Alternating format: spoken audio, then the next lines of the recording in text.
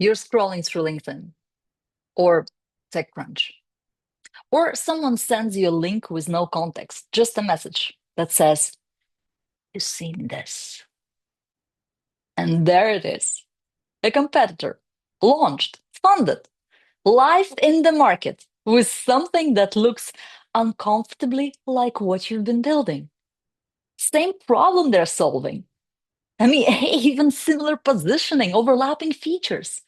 And they've been doing it quietly, apparently, while you were being careful, while you were thinking it through, while you were, as you would tell yourself later, doing it right.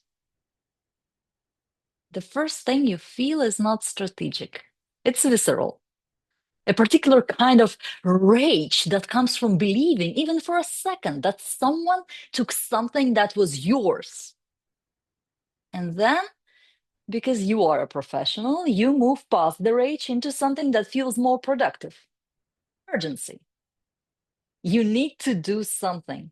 Call the lawyers, audit the filings, check what's actually protected. Get ahead of this right now, today. I am Maria Boicova-Wynants, and this is What Would You Do? This episode is about the moment that tests more than just your IT strategy. It tests your judgment under conditions specifically designed to make good judgment very, very difficult. Because here's the thing nobody tells you in the moment. The urgency you feel, it's real. The instinct to act is not wrong. But what you do in the next 72 hours can either recover your position or completely destroy it. And many get it wrong, double wrong, in fact. They move too fast and exactly in the wrong way. The playbook when this happens is almost universal and almost universally counterproductive. First is the threat assessment mode. Everyone starts scanning. What exactly did they launch? How similar it is? Did they infringe anything? Who is on their team? Did anyone from your world end up there? It feels like intelligence gathering. It's mostly anxiety. Second is the legal escalation. Call the IP counsel, review the portfolio, look for anything that can be enforced. The instinct here is correct in theory. You should know what you have, but the urgency distorts it. Instead of a calm assessment of your actual position, you get pressurized for searching for weapons. And those two things produce two very different results. Third, the feature catch-up. Your product roadmap quietly shifts. Things you were going to build eventually get pulled forward because now you're not building towards your vision, you're building towards theirs. And one step behind, trying to close a gap that might not even be the gap that matters. All of this is understandable. None of this is strategic. Because every single one of those moves is a response to them. And the moment you start making decisions in response to a competitor rather than in service of your own position, you've already handed them something more valuable than any technology: the initiative. You're no longer playing your game, you're playing theirs. Let's reflect on what's actually happening here. Because you see, in vast majority of these situations, when the competitor is moving fast with your idea, what's actually happening is one of three things. And only one of them calls for a legal response. The first possibility, they actually copied something protectable. They had access to your specific solution. They reproduced it in a way that crosses the legal line, and you have documentation to prove it. This happens. It is more rare than you think. The second possibility, convergent development. Two teams were simply looking at the same market problem and arrived at similar solutions independently. This is the norm in innovation. It's how markets work. It's not a theft. It's the evidence that the problem is real and that the solution space is reasonably well defined, which is, if you think about it, actually good news about your instincts. The third possibility: the idea wasn't as unique as you felt it from the inside.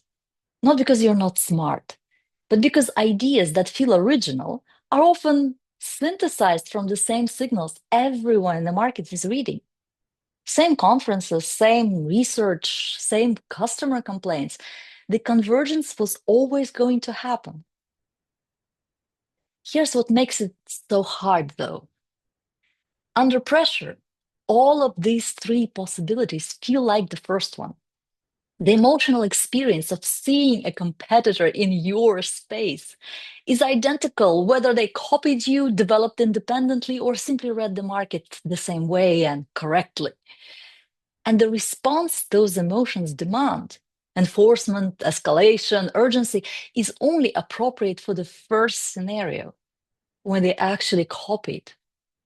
Applied to the second or third, it doesn't make you look strong. It makes you look frightened. And in markets, in boardrooms and negotiations rooms, frightened and strong look very different. When companies react too fast here, what they lose is not ground to competitor. It's something more internal, and in fact, more damaging. They lose the threat of their own strategy. Because here what happens when you shift into reactive mode. Your team's attention moves from what makes us win to how do we not lose? And those are not the same questions. They don't produce the same answers. They don't build the same company. A team which is focused on winning is allocating resources towards their strongest position. But a team focused on not losing is allocating resources towards matching someone else's. One of these compounds over time, the other one erodes. And the compounding effect of even a few months of reactive decision making is very hard to reverse. Roadmaps shift, positioning drifts. The story you tell investors, customers, and partners becomes subtly about them rather than about you. And once that drift sets in, it takes a lot of deliberate work to correct. And that work costs much more than the original crisis ever would have. The competitor didn't take your advantage. The reaction did. What would I do? Well, first, and I mean this precisely, I would impose a pause before any external action. Not a long one, 24, maybe 48 hours. Enough to let the initial emotional charge dissipate and allow for a factual read of the situation rather than an emotional one. In that window, I want to answer one question with specificity. What exactly overlaps and what doesn't? Not impressions, no, all of those, it looks similar. Actual feature by feature, positioning by positioning comparison. Because similarity under pressure is almost always perceived as greater than it actually is. And decisions made on inflated threat assessments are almost always disproportionate. Second, I would run a defensibility audit. Not so much on the idea, but on the advantage. Because this moment is, in a strange way, an opportunity. A competitor launching forces you to answer a question you should be able to answer at any time, but often can't. Where do we actually win? Not in theory, not in the pitch deck, in practice, with customers, in the market as it exists today. Is it technology depth? Is it specific user relationship or workflow lock-in? Is it the brand, the distribution channel, the speed of iteration, perhaps? Is it the partnership that effectively makes you the incumbent in a segment? If you can answer that question clearly, good. Strengthen that position, be it with IP instruments or other tools at your disposal. Don't let the competitor distract you from it. If you can't answer it clearly, that's your actual problem, not the competitor. And no enforcement action solves it. Third, I would do a cold-eyed assessment of whether there is anything worth enforcing. And I mean, really cold-eyed, not what we can find, but what would actually change the outcome. Because enforcement, this is not just a legal act, it's a strategic signal.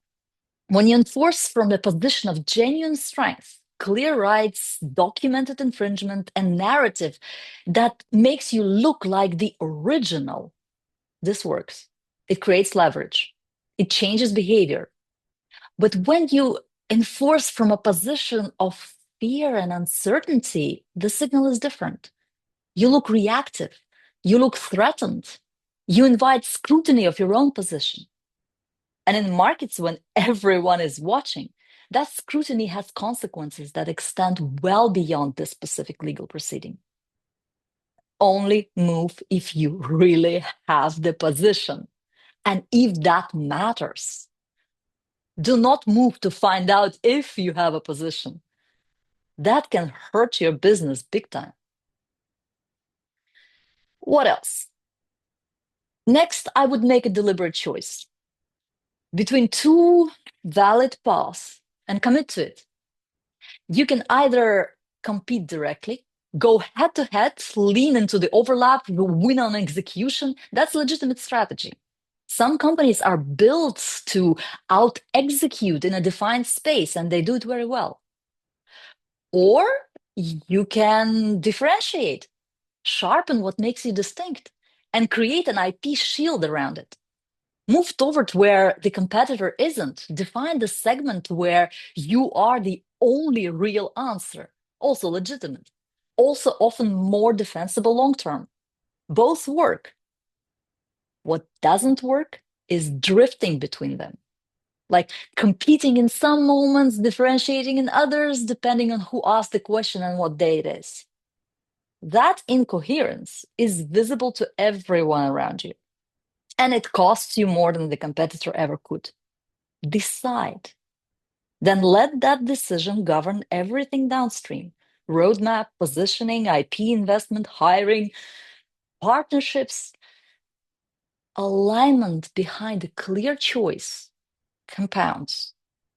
Drift dissipates. A competitor moving fast in your space is not the end of your advantage. I want to be clear about that. But your reaction to it can be. Not because you did something legally wrong, not because you missed the filing or disclosed too early. Could have happened, but that's beyond the point. But because the pressure of the moment pulled you into a mode, reactive, fear-driven, competitor-focused, that took your attention off the one thing that actually determines outcomes. Whether you still know how you win. What's your advantage? That sounds simple, but it's not easy. Because in that moment, with someone else's launch in front of you and your team looking for direction and your investors asking questions, knowing how you win feels abstract. And doing something, anything, feels concrete. But the companies that deal with this well are the ones that resist the pull towards action long enough to reorient around their own position, not around the competitors, theirs. Clarity first, then action. In that order, always in that order. Because action without clarity isn't momentum, it's just movement. And movement in the wrong direction is worse than standing still. What I've just described, staying oriented to your own position under competitive pressure, this is much harder than it sounds, obviously. The emotional pull is real. The stakeholder pressure is real. The instinct to do something visible is real. So, what I try to focus on when I'm working with founders and leadership teams in these moments is essentially boils down to creating enough structure to make the right decision, even when everything in the environment is pushing towards the fast one. But that's what good IP strategy actually is at its core. It's not only fighting, it's not only enforcement, structure that holds when the pressure hits. Thank you very much for listening to What Would You Do? My name is Maria Boicova-Wynants. See you next time. But until then, think clearly, decide better.